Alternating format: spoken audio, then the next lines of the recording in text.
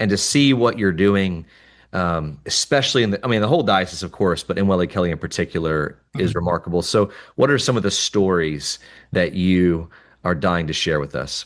Yeah, there's so many. It's incredible. So we have an evangelist now, priest called Innocent. I'll tell you his story later. But many of these stories come from his preaching of the gospel. Innocent, if I could have just 10 innocents in the diocese of Goma, we could do so much. He's our main evangelist to Wali Kali.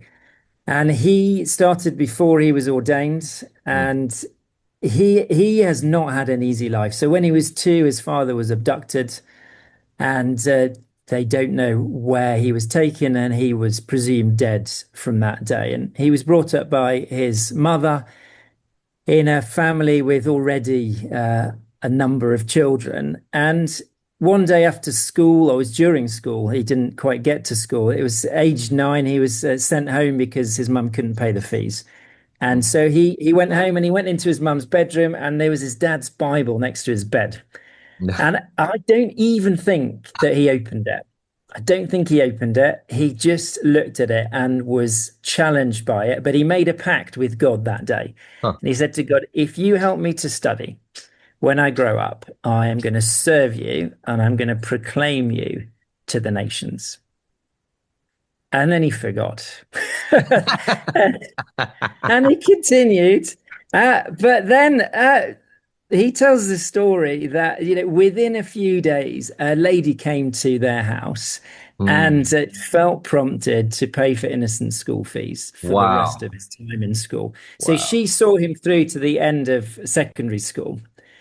And the family was a Christian family. They'd always pray before sleeping, and his mother always sang the same song. It was in Kinyarwanda, because their family had come a couple of generations ago from Rwanda.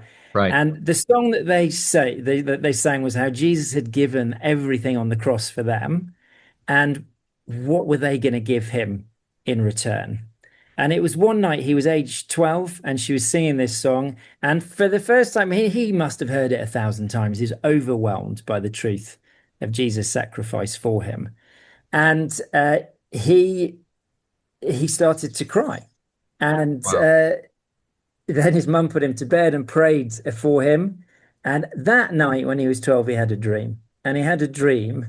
He saw a man dressed in white with a scroll in his hand, saying, "Come over." No, sorry, I'll start that one again. He had a dream, and he saw a sandy road leading to a mountain, and he heard the sound of instruments and of people singing hymns. And as he got closer, that's when he saw the man dressed in a white cassock, face shining brightly. And he called Innocent by his name, and he gave him a scroll containing the scriptures, and he showed him a village far away, and he said, "Go and bring those people this scroll." And in the morning, he explained the dream to his mother, and they went to see the pastor. And the pastor explained that God was calling him as an evangelist. And that day, he gave his life to Christ, and he has never, ever looked back. So I didn't know this about Innocent when I first met him. I didn't know this about Innocent when he first started going to Walikale. And we send him there 3 or 4 times a year. He takes the motorbike, takes him 2 or 3 days to get there and 2 or 3 days to get back. He preaches the gospel along the way. But when I then read or heard his story after he'd been going to Walikale for a while, it all made perfect sense that he was called clearly by God, and he has spent his life obeying that call.